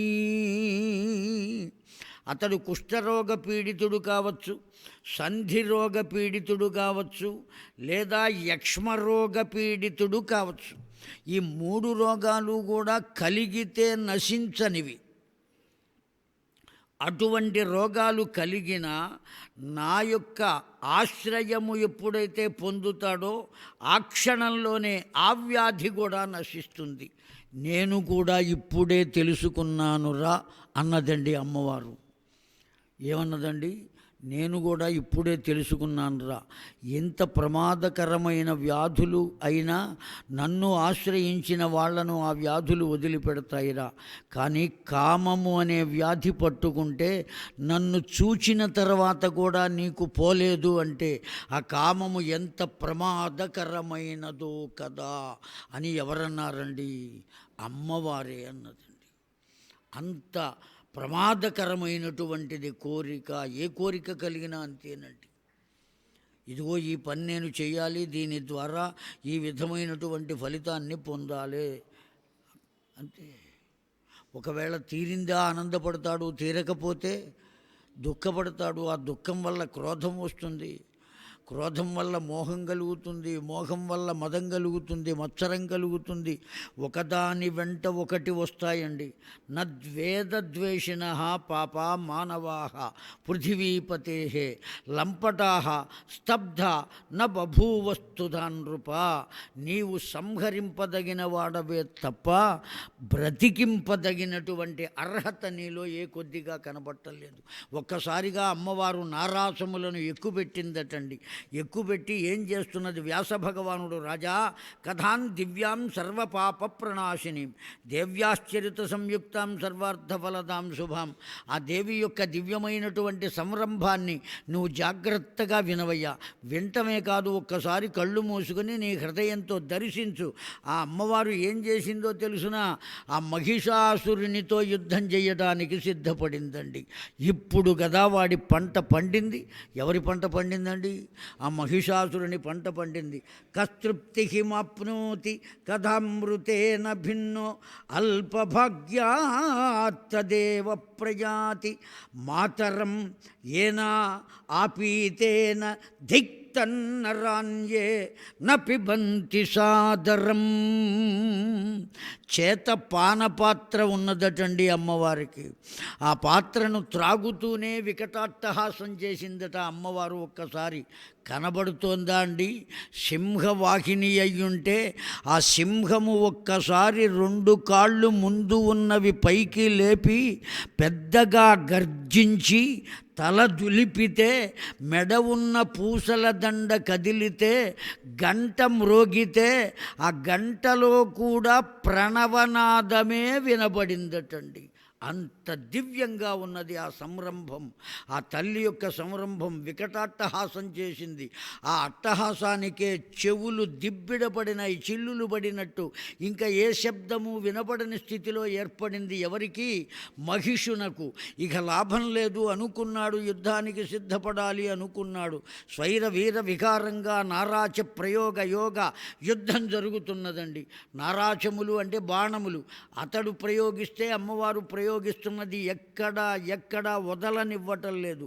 అతడి యుద్ధ కౌశలాన్ని కూడా చూచి అమ్మవారు అనుకుంటుందటండి, ఏ చైవ విముక్షువశ్చ సంసారిణో ఏ తత్ప్రయోగాయాన్ తథైవ యోద్ధుః స్వార్థదం తదా వదంతి తే విచికిత్సయా. ఎంత గొప్పగా యుద్ధం చేస్తున్నావురా! నా పుత్రుడు ఇంత గొప్పగా యుద్ధం చేసేవాడు ఉన్నాడు అనే ఆనందం ఒక ప్రక్కన ఉన్నా, ఇంకొక పుత్రులకు అన్యాయం చేస్తున్నాడు అనేటువంటి బాధ దీనికన్నా తొలిచి వేస్తోందిరా. అందువల్లనే నీతో యుద్ధం చేయక తప్పటం లేదురా అంటోందండి అమ్మవారు. ఎంత చక్కగా మాట్లాడుతున్నదో. బలైర్దైత్యైహితే భువి భోగయుక్త నృప భవంతీత్యనుమేయమేవం ఏ భక్తిహీనాః సమవాప్య దేహం తాం మానుషం భారత భూమి భాగే. నీ యొక్క కీర్తి లోకంలో నన్ను తలుచుకున్నప్పుడల్లా నిన్ను కూడా తలుచుకునేటువంటి స్థితిలో నీవు ఎక్కడికి వెళ్ళాలో అక్కడికి పంపుతా. అమ్మవారు ఎంత గొప్ప మాట చెప్పిందండి. నన్ను తలుచుకున్నప్పుడల్లా నిన్ను కూడా తలుచుకునేటువంటి స్థితిలో అక్కడికి పంపుతా. ఎందుకంటే నీకు ఆ వరం నేను ఇస్తున్నానురా. ఎందువల్ల అంటే నీ యొక్క యుద్ధ కౌశలాన్ని చూచి ఆనందపడ్డాను. శత్రువుని కూడా మెచ్చుకునేటువంటి గుణం ఏదైతే ఉంటుందో దాన్ని దైవత్వము అంటారండి. ఎవరు ఎక్కడ గొప్పగా కనపడినా, మహానుభావులు కనపడినా ఆ మహానుభావులను అంగీకరించేటువంటి స్థితిలో ఉన్నవాడు దివ్యమైనటువంటి స్థితికి చేరుకుంటాడు. అది దైవత్వ లక్షణం. ఇంకోళ్ళు ఎవరు వచ్చినా సరే వాళ్ళను అంగీకరించక చిచి వాడెంత వీడెంత వాడేమిటి వీడేమిటి ఇట్లా అనుకునేటువంటి వాడు సామాన్యమైనటువంటి మానవ జాతికి కూడా చెందినటువంటి వాడు కాకపోవచ్చు. ఎందువల్ల అంటే పరశ్రేయస్సహనం అని మొన్న చెప్పుకున్నాం కదండి. ఇతరుల యొక్క దివ్యత్వాన్ని అంగీకరించుట. ఎంత గొప్పగా పాడాడయ్యా, ఎంత గొప్పగా విన్నాడయ్యా, ఎంత గొప్పగా చెప్పాడయ్యా, ఇలా చేసుకోగలగాలి. ఇప్పుడు అమ్మవారు కూడా ఏమంటోంది?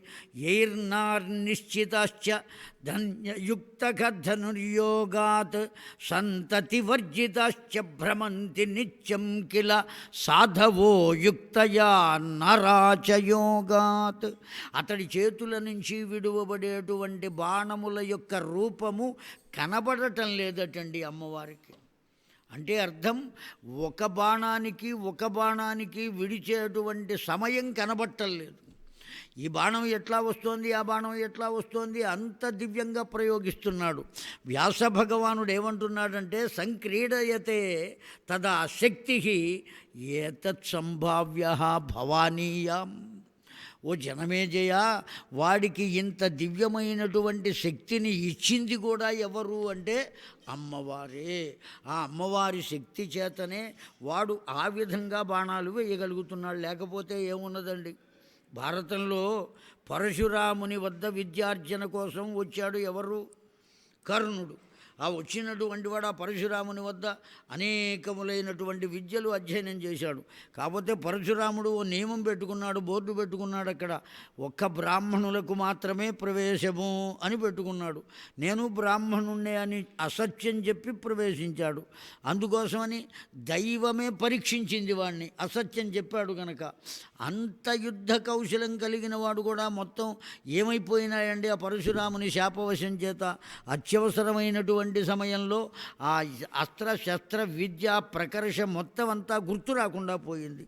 ఏం చేయగలుగుతాడు? ఎన్ని శాపాలు ఉన్నాయి ఏమండి.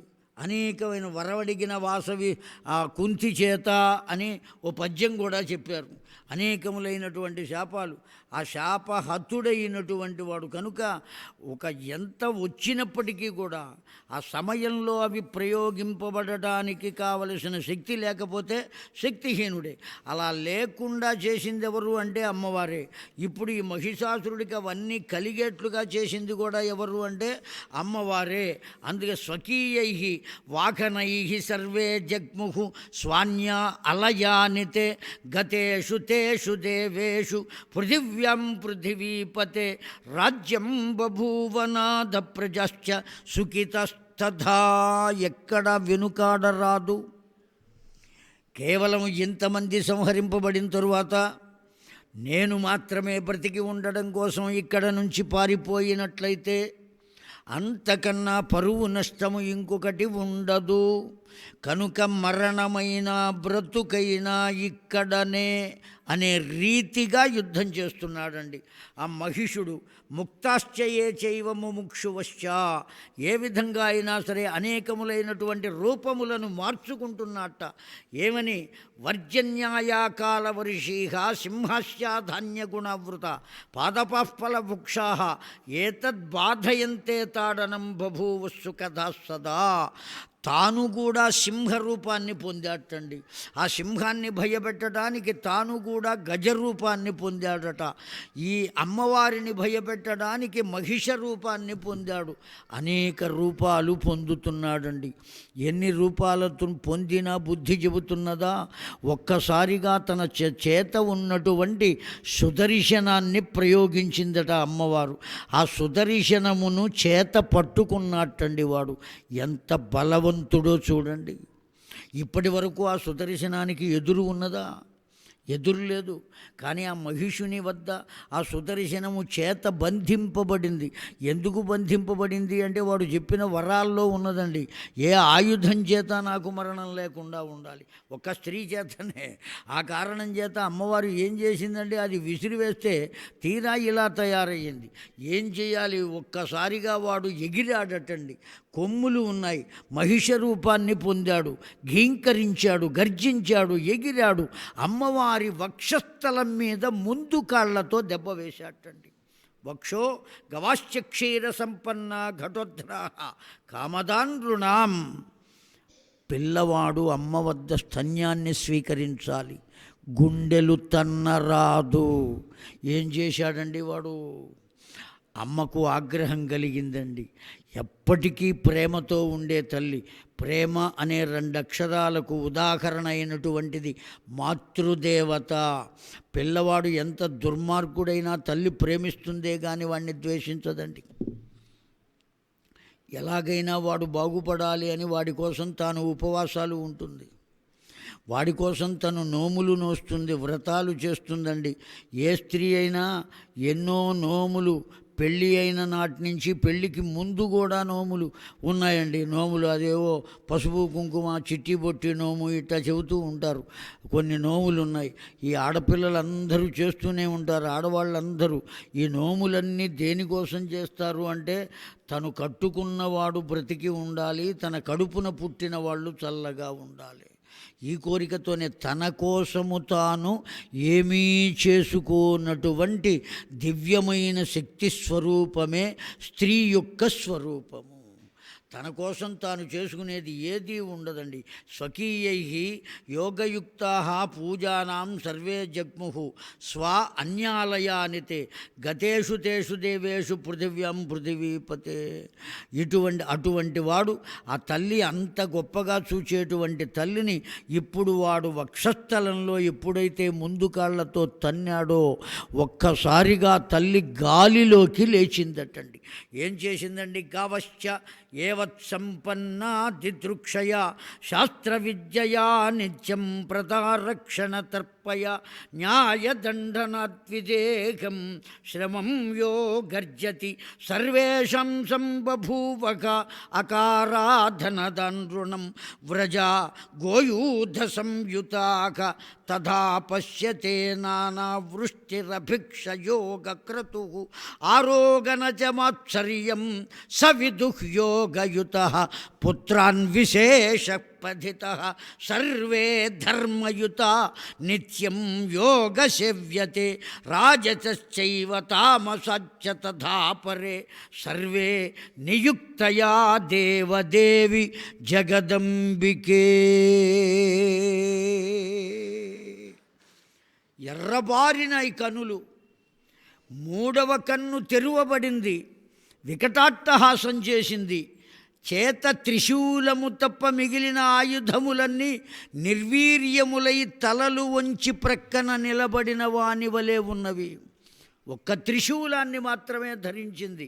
గాలిలోకి లేచినటువంటి ఆ తల్లి జగన్మాత జగదంబ వాడి కొప్పు పట్టుకుని క్రింద పడవేసిందటండి ఆ మహిషుణ్ణి. ఒక్కసారి గాలిలోకి ఎగిరినటువంటి ఆ తల్లి ఆ విధంగా క్రింద పడవేస్తే త్యక్త్వా త్రిధా వక్షస్థలం పాదపం నిత్యనృణాం, తన కుడి పాదాన్ని వాడి వక్షస్థలం మీద ఆంచి ఉంచిందటండి, తొక్కి పెట్టింది ఆ తల్లి. ఏమి భాగ్యము! వాడికి గుండెల మీద పెట్టినా ఏ పాదం పెట్టిందండి? అమ్మవారి దివ్యమైనటువంటి పాదం ఎప్పుడైతే అలా ఉంచిందో రక్తారుణ నేత్రయుక్త యుధయా సదా భక్త్యా రక్తారుణ వక్త్రయోగ్యత తథా భక్త్యా శుచయా రక్తారుణ తథా దృష్ట్యా భవతు తే సర్వైః మంగళం మోహిషీం తథా మహిషీం ప్రభయా తథా యుక్తయా పంచత్వం క్రియాక్రతుః. జయ జగదంబ విశ్వపాలిని మాతకు జై. దేవతలంతా ఆకాశంలో చూస్తున్నారండి ఆ తల్లి ఎలా యుద్ధం చేస్తుందని. విచిత్రం ఏమిటంటే వ్యాసుడు అంటాడు, క్రీడంతి సర్వైః దేవతాః స్వర్గే స్వర్గే దేవగణా ఇవి న యోగయుక్తాః నైవ పాషండా పంచగా దంభకాస్తదా. ఒక్కడు కూడా అమ్మవారికి సహాయం చేయడానికి కిందకి దిగలేదు. అక్కడి నుంచి చూస్తున్నారు దేవతలంతా ఏం జరుగుతుందో అని. ఏం జరుగుతున్నదండి? ఒక్కసారిగా అతన్ని క్రింద పడవేసి నాలుక బయటకు తెరిచి ఒగరుతూ రొప్పుతూ రోజుతూ తన చేత ఉన్న త్రిశూలాన్ని కంఠగతం చేసిందటండి. ఒక్కసారి చేసేటప్పటికీ అతడి పంచప్రాణములు అనంతవాయువుల్లో కలిసిపోయినాయి. ఎప్పుడైతే కలిసిపోయినాయో ఆ ఉన్నటువంటి దేవతలు కరతాళ ధ్వనులు చేశారు. ఐగిరి నందిని నందిత మేదిని విశ్వ వినోదిని విష్ణునుతే గిరివర వింజ శిరోధిని వాసిని విశ్వ విలాసిని విష్ణు విష్ణునుతే భగవతి హేతి కంఠకుటుంబిని భూరి కుటుంబిని భూరి కృతే జయ జయ హే మహిషాసురమర్దిని రమ్యకవర్దిని శైలసుతే జయ జయ హే మహిషాసురమర్దిని రమ్యకవర్దిని శైలసుతే రమ్యకవర్దిని శైలసుతే రమ్యకవర్దిని శైలసుతే. మొత్తం వస్తే పాడండి మీలో ఎవరైనా. దివ్యమైనటువంటి సంరంభం అండి. ఎప్పుడైతే కంఠగతమైనటువంటి త్రిశూలం ఉన్నదో, పంచప్రాణములు అనంతవాయువుల్లో కలిసిపోయినాయో, ఆ మహిషుని జీవతత్వం సాష్టాంగ ప్రణామం చేసిందండి అమ్మవారికి. మహిషుని యొక్క జీవతత్వం అక్కడే నిలబడిన అమ్మవారికి సాష్టాంగ. వాడు ఉపాధిగతంగా రాక్షసుడే కానీ ఆత్మగతంగా ఎవరు అంటే అమ్మవారే. ఆత్మ ఎప్పుడూ ఒక్కటే కదండి. ఘటపట న్యాయం చేత కుండలో ఏ వస్తువు లేదు, ఖాళీగా ఉన్నది. ఆ ఖాళీగానే ఉన్నా అందులో ఏదో ఉన్నది. ఏమున్నది అంటే వేదాంతులు ఏం చెబుతారు? గాలి ఉన్నది అని చెబుతారు. ఘటాకాశము అంటారు వాళ్ళ వేదాంత పరిభాషలో. ఎవరో వచ్చారు, ఆ కుండ పగలగొట్టారు. ఆ కుండలో ఇప్పటి వరకు ఉన్న గాలి ఎక్కడికి పెడుతుంది? సర్వము అంతా వ్యాపించి ఉన్న గాలిలో కలిసిపోతుంది. అట్లాగే ఆత్మవత్ సర్వభూతాని, ఆత్మ అనబడేటువంటిది అంతా వ్యాపించబడి ఉన్నది. అదే ఆత్మ ఈ మహిషునిలో కూడా ఉన్నది. శరీరగతమైనటువంటి మాయ చేత, తాను జన్మించినటువంటి చోటు వల్ల కలిగిన మాయ చేత, తన చుట్టూ ఉన్న ప్రపంచపు మాయ చేత, గత జన్మ కర్మ వల్ల కలిగిన మాయ చేత, ఇన్ని మాయల చేత మనిషి అనేక రకాలుగా ప్రవర్తిస్తూ ఉంటాడు. వీటిని ఎప్పుడైతే తెలుసుకోగలుగుతాడో, మనం మొన్న చెప్పుకున్నామే, ఆ పళ్ళెల్లో ఉన్న వంకాయలు ఒక్కొక్కటి తీసివేస్తే ఆత్మదర్శనం ఎలా అవుతుందో, ఈ దుర్గుణాలన్నీ వాడికి వాడు తెలుసుకోగలుగుతాడు. తెలుసుకుని ఒక్కొక్క దుర్గుణాన్ని వదులుకుంటూ, ఒక్కసారి వదలకూడదండి. వంకాయలు మొత్తం ఒక్కసారి తీసేస్తే ఆ పళ్ళెం మొహానికి తగులుతుందని చెప్పాం కదా. అలాగా ఏం చేయాలి? ఒక్కొక్కటి నెమ్మదిగా తీస్తూ ఉండాలి. తీస్తే పరిపూర్ణంగా తీసేసే నాటికి ఆత్మదర్శనం అవుతుంది. ఇప్పుడు ఏ స్థితికి వచ్చాడు? అమ్మవారి యొక్క నారాచముల చేత, అమ్మతో చేసిన యుద్ధం చేత, అమ్మ వల్ల సంహరింపబడిన కారణం చేత అతడి జీవతత్వము ఆ లోపల ఉన్నటువంటి మలినములనన్నిటినీ ఏం చేసిందండి? ఒక్క దెబ్బకు పోగొట్టుకున్నదండి మొత్తం. అందుకనే సత్సంగత్వే నిస్సంగత్వం, నిస్సంగత్వే నిర్మోహత్వం, నిర్మోహత్వే నిశ్చలతత్వం. మనం ఎవరితో సాంగత్యాన్ని పొందాలి? ఏ విధమైనటువంటి సాంగత్యం కావాలి? నిరంతరం 4 మంచి మాటలు విందామయ్యా. ఎవరు చెబుతున్నారు, ఏం చెబుతున్నారు అనేది. మంచి మాట అవునా విందాం, శ్రవణం చేద్దాం. మంచి కాకపోతే పెడదాం. ఎక్కడైనా మంచి మాట కాకుండా చెడు చెబుతారా? నువ్వు పాడైపోమని ఎవరు చెబుతారండి? ఇదిగో ఇటువంటి మహిషాసురులు లాంటి వారికి మంత్రులు లాంటి వాళ్ళు చెబుతూ ఉంటారు. కానీ ఇక్కడ అది కాదు కదా పరిస్థితి. నీ యొక్క జీవతత్వాన్ని తెలుసుకోవాలి, ఆత్మతత్వాన్ని తెలుసుకోవాలి. ఈ ఆత్మతత్వాన్ని ఎప్పుడైతే తెలుసుకున్నావో జీవతత్వాన్ని నీ అంతటి నీవే వదిలిపెడతావు. ఇప్పుడు వాడు కేవలం తనంతట తాను వదలలేక, ఎవరి చేత వదలబడింది జీవతత్వము అంటే అమ్మవారే స్వయంగా ప్రయత్నం చేసింది. దేనికోసం ప్రయత్నం చేసింది? దేవతల కొరకు ప్రయత్నం చేసింది. దేవతలు అంటేనే అర్థం సత్వగుణము అని అర్థం. కనుక అమ్మవారు దేన్ని నిలబెట్టడం కోసం ఈ తమో గుణాన్ని నశింపజేసింది అంటే సత్వగుణమును నిలబెట్టుట కొరకు తమో గుణమును నశింపజేసి, ఆ తమో గుణమునందు కూడా సత్వగుణమును ఉపపత్తిగా ఉంచి అతడికి కూడా దివ్యత్వాన్ని కల్పించింది అమ్మవారు.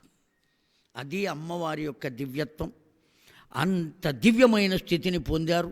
ఈ మహిషుడు ఎప్పుడైతే నశించాడో రాక్షసత్వం పోయింది.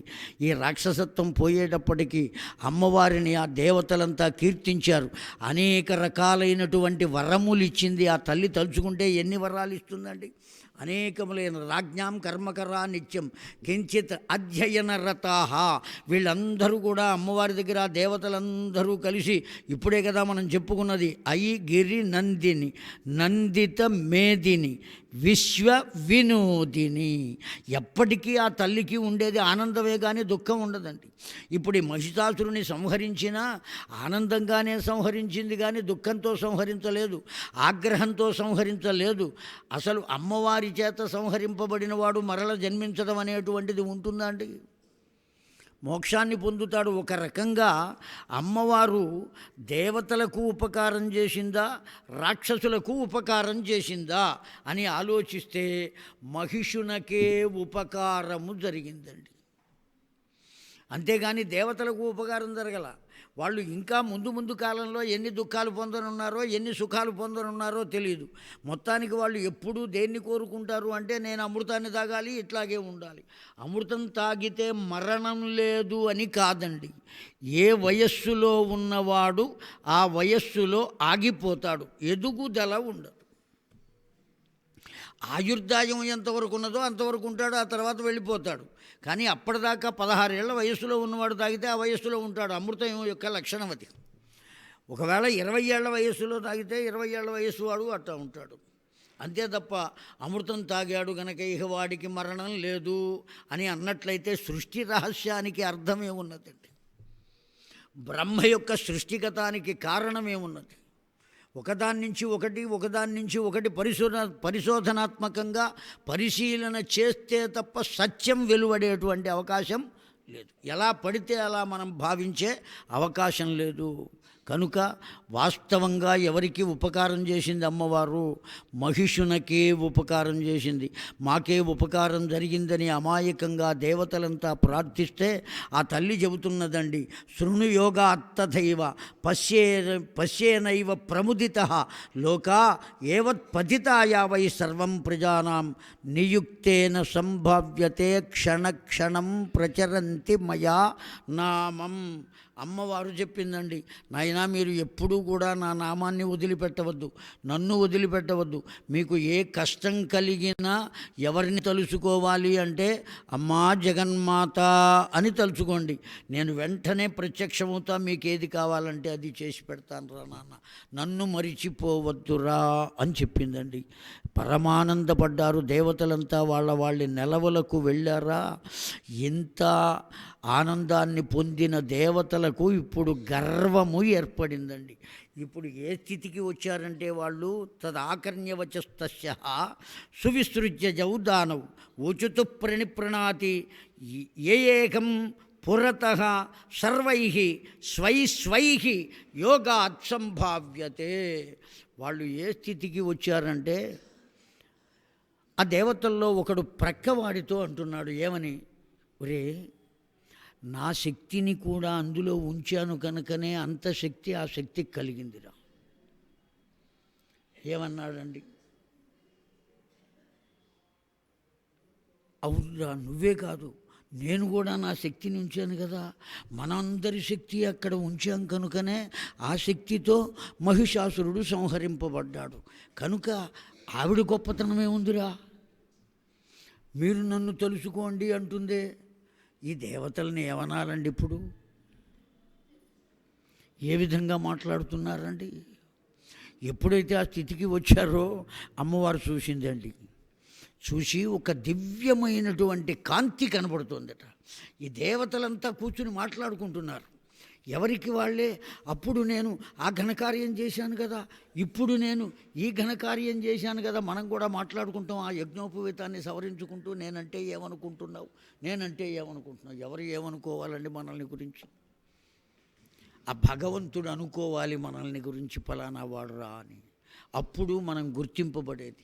లోకంలో ఎవరు ఎన్ని రకాలుగా మనల్ని కీర్తించినా, ఎన్ని రకాలుగా మనల్ని నిందించినా అవి ఏవి మనకు తగలవండి, మనకు చెందవు. ఏమి దిగులు పడవలసిన పనిలా. దూషణ భూషణ తిరస్కారములను ఏ విధంగా చూడాలి? తూష్ణీంభావము చేత ఒక గడ్డి పరక వలె తృణప్రాయముగా వదిలిపెట్టాలండి. అప్పుడే వాడు భగవంతుని చేత గుర్తింపబడతాడు. స్థితప్రజ్ఞుడు అని చెప్పబడతాడండి వాడు. స్థితప్రజ్ఞుడు అంటారు. గంజి తాగవలసిన పరిస్థితి కలిగిన, పరమాన్నము తాగే స్థితి కలిగిన రెండిటినీ సమానంగా చూడాలి.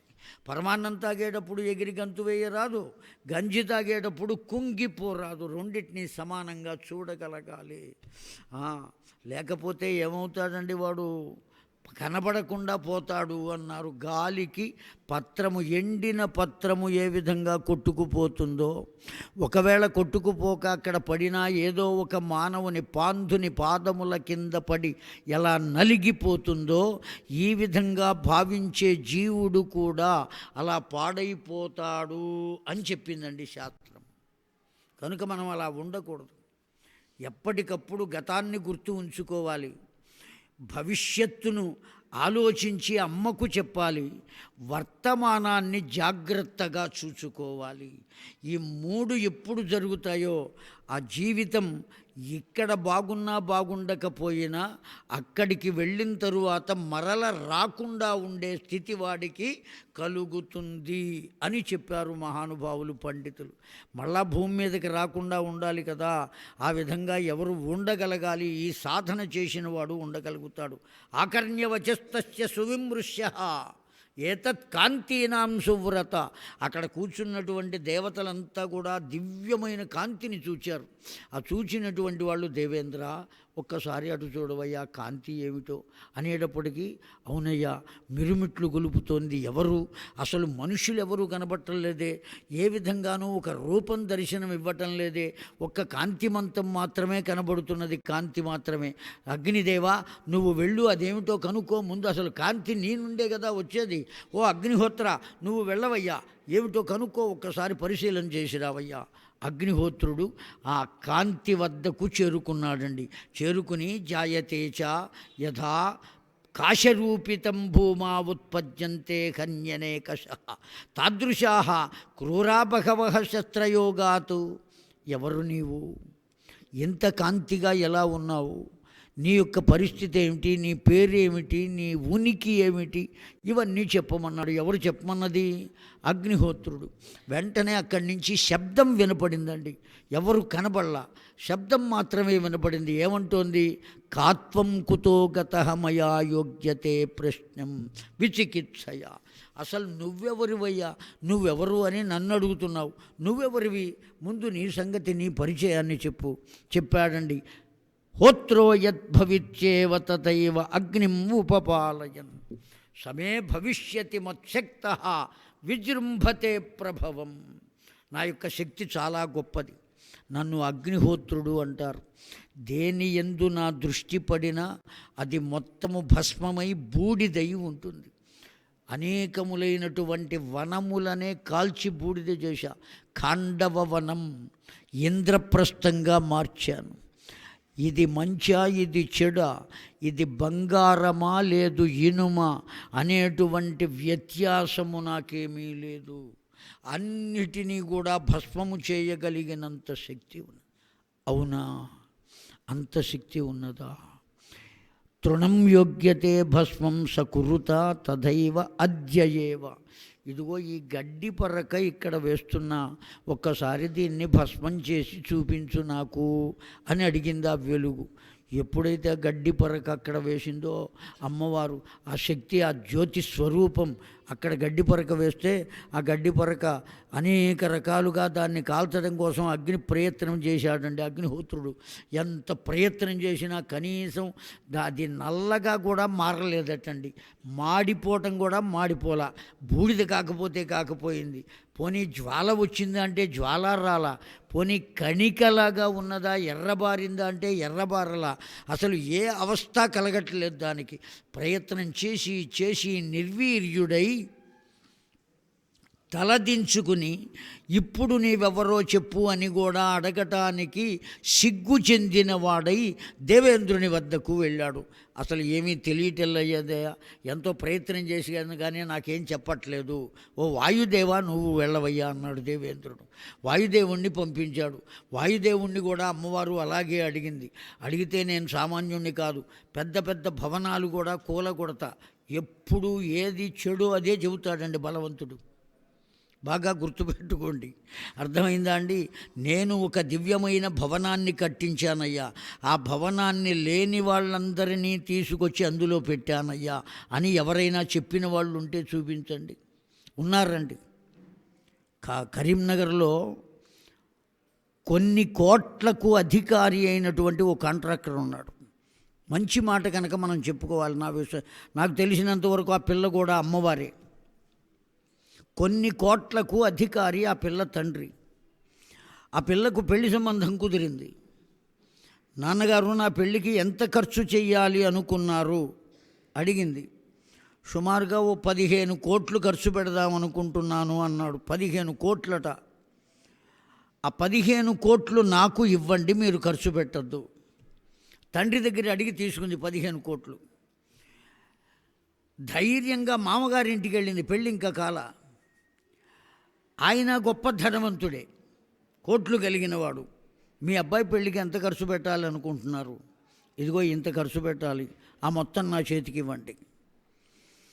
ఎందుకమ్మా? నేను తర్వాత చెబుతాను, ముందు ఇవ్వండి. లేదా ఇవ్వనని చెప్పండి. ఇస్తానన్నాడు, ఇచ్చేశాడు. ఆ మొత్తం తెచ్చింది. కరీంనగర్ ఊరి చివర అనేకములైన ఇళ్ళు కట్టించింది ఈ డబ్బుతో. మొత్తం స్లమ్ ఏరియాకి వెళ్ళి గుడిసెలు కూడా ఉండడానికి లేక రోడ్డు మీద పడుకునే వాళ్ళందరినీ తీసుకొచ్చి ఆ ఇళ్ళు వాళ్ళ పేరు మీద రిజిస్ట్రేషన్ చేయించి, అయ్యవారిని పిలిపించి, ముహూర్తం పెట్టించి, గృహప్రవేశం చేయించి, అదే రోజున తన భర్తను తీసుకొచ్చి తన మెడలో తాళి కట్టించుకుంది అక్కడే ఆ పిల్ల. ఎన్ని ఇళ్ళు కట్టించిందో తెలుసునా అండి? 365 ఇళ్ళు కట్టించింది. 365 ఇళ్ళు. సంవత్సరానికి ఒక్క రోజు చొప్పున ఎట్లా అయితే ఉంటుందో ఆ విధంగా ఒక ఇల్లు చొప్పున కట్టించిందండి. ఆనాడు ఉన్నటువంటి ముఖ్యమంత్రిని తీసుకొచ్చి ఆ ఇళ్ళన్నీ ఓపెన్ చేయించి వాళ్ళ చేత గృహప్రవేశాలు చేయించింది. ఇప్పుడు చెప్పండి, ఎవరిని అమ్మవారు అనాలి? ఏమండి, నేను అది పడగొట్టాను, ఇది పడగొట్టాను, దాన్ని నాశనం చేశా, దీన్ని నాశనం చేశా, ఇంత వీరుణ్ణా? ఆ గాలి వాయుదేవుడు చెబుతున్నాడు, నేను తలుచుకుంటే అడవులన్నీ భూపతనము అగును. అడవులన్నీ కింద పడిపోతాయిట. నేను తలుచుకుంటే పెద్ద పెద్ద భవనాలన్నీ కూలిపోతాయి. సామాన్యమైనటువంటిది కాదు. నా స్నేహితుడు అగ్నిహోత్రుడు, అతడు ఒక్క చోట అంటుకుంటే అతడితో పాటు నేను కూడా దర్శించడానికి వెడితే ఆ చుట్టుపక్కల ఉన్న వాటినన్నిటినీ పలకరించి వస్తాం మేమిద్దరం కలిసి. తన గొప్పతనాన్ని చెబుతున్నాడు. ఆ వెలుగు అడిగిందండి, ఈ గడ్డి పర్రకను కూడా నీవు వెడలగొట్టవయ్యా ఇక్కడి నుంచి. ఎక్కడో ఏదో పెద్ద పెద్ద వృక్షాలు పడగొట్టావు కదా, ఈ గడ్డి పరకను దాని దగ్గర కూర్చుని ఊదుతున్నాడు వాడు. పొట్ట లోపలికి వెళ్ళిపోతుంది, ఎముకలు అంటుకుంటున్నాయి, కానీ ఆ గడ్డి పరక మాత్రం కదలటల్లా. ఎంత ఊదినా ఏం చేసినా ఆశ్చర్యపోతున్నాడు తనకు తానే. అగ్నిహోత్రుడు చెయ్యలేదు, కానీ వాయుదేవుడు సాష్టాంగ ప్రణామం చేశాడండి. అవధ్యత్వం కృపాసింధో దేహినవు వంచితం వరం నారీ బలవతీ కాస్తియా నౌ నాశంకరిష్యతి నభిభీవక స్త్రియ కామం త్రైలోక్యం సచరాచరం జనేభ్య స్వావలంబనం దేవీకృతా నిశ్చయం అఘో మహిషాసురం వధం సంసేవ్యతే జ్ఞాతవ్యం అద్యయేవ మాతరో. అమ్మా పిలిచాడండి వాయుదేవుడు. ఇప్పుడు నాకు గుర్తొస్తోందమ్మా, ఒకానొకప్పుడు మహిషాసురుడు అనబడే వాణ్ణి మేము గెలువలేక నిన్ను ప్రార్థిస్తే నీవు వచ్చి అతన్ని సంహరించి మమ్ములను కాపాడినటువంటి ఆ తల్లి ఇప్పుడు కనబడుతోందమ్మా. నాకు లీలగా మా యొక్క గర్వమును అణచి మాకు బుద్ధి గరపుట కొరకు వచ్చినటువంటి ఓ తల్లి, దర్శనమిస్తే సాష్టాంగ ప్రణామం చేస్తామంటే అమ్మవారు ప్రత్యక్షమయ్యింది. నాన్న, ఎప్పటికీ కూడా పొందినటువంటి దాన్ని మరువకూడదు. అందున నన్ను మరిచినటువంటి వాడు లోకంలో బాగుపడినటువంటి దాఖలాలు లేవు. ఎట్ట ఎదురుకుండా నేను కనపడి నీ పని నువ్వు చెయ్యరా, దేవతల రాజ్యాన్ని వాళ్లకు ఇవ్వరా అని ఎంత బ్రతిమలాడినా వినకపోయిన కారణం చేతనే మహిషుడు పంచత్వమును పొందాడు. కనుక ఆ విషయాన్ని గుర్తుపెట్టుకోవాలి అని అమ్మవారు హెచ్చరిస్తే ఆ దేవతలంతా వచ్చి అమ్మవారిని పరిపరి విధాల ప్రార్థించారు. ఎప్పటిదాకా ప్రార్థిస్తారు అంటే రేపు ఉదయం 9:30 దాకా అమ్మవారిని స్తోత్రం చేస్తూ ఉంటారు. రేపు వచ్చి ఆ స్తోత్రం మొత్తాన్ని విశదంగా మనం చెప్పుకుందాం అని మనవి చేస్తూ స్వస్తి స్వస్తి ప్రజాభ్య పరిపాలయంతాం న్యాయేన మార్గేణ మహిం మహిషాః గోబ్రాహ్మణేభ్యః శుభమస్తు నిత్యం లోకాః సమస్తాః సుఖినో భవంతు. కాలే వర్షతు పర్జన్యః పృథివీ సస్యశాలిని దేశోऽयं క్షోభరహితో బ్రాహ్మణాः సంతు నిర్భయాः అపుత్రాः పుత్రిణः సంతు పుత్రిణः సంతు పౌత్రిణः అధనాः సధనాः సంతు జీవంతు శరదాం శతం. కాయేన వాచా మనసేంద్రియైర్వా వా బుద్ధ్యాత్మనా వా ప్రకృతే స్వభావాత్ కరోమి యద్యత్ సకలం పరస్మై తత్ శ్రీమద్ దేవీ భాగవత మహాపురాణ ప్రవచన శ్రవణ సత్ఫలం లోక కళ్యాణార్థం తత్సత్రి భ్రమరాంబా సహిత మల్లికార్జున దివ్యచరణారవిందార్పణమస్తు. హరి ఓం తత్సత్. స్వస్తి. శివాయే సతతం నమః.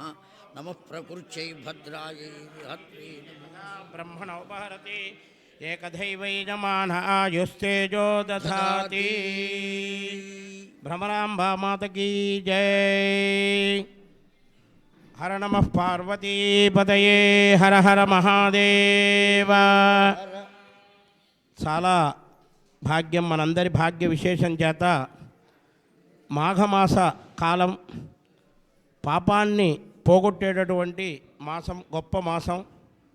మరి ఈ మాసంలో ఇంతమంది భక్తులతో మృత్యుర్నో శతకోటి జన్మ సుకృతై పుణ్యైర్ వినా లభ్యతే. మానవ జన్మ రావటానికి 100 కోట్ల జన్మల పుణ్యం చేయాలి అని శంకరుల వారు చెప్పారు. అలాంటిది మనందరి భాగ్య విశేషం చేత పరమ పవిత్రమైనటువంటి మాఘమాసంలో చక్కగా గంగాధారగా జరుగుతున్నటువంటి దేవీ భాగవతాన్ని శ్రవణం చేస్తున్నాం. మనందరి అదృష్టం ఆ అమ్మ యొక్క అనుగ్రహాన్ని మనందరికీ పంచిపెడుతున్నటువంటి వారికి, అట్లాగే మా అన్నయ్య గారు కామేశ్వర శర్మ గారికి ఆ జగద్గురువుల యొక్క కృప పరిపూర్ణంగా ఉండాలి. స్వస్తి. అమ్మా, ఎవరో తాళాలు పారేసుకున్నారు. ఎవరైనా ఈ తాళాలు మీవే అయితే ఎవరైనా వచ్చి తీసుకోండి.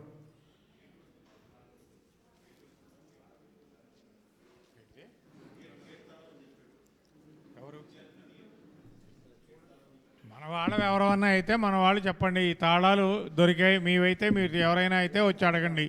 అయ్యా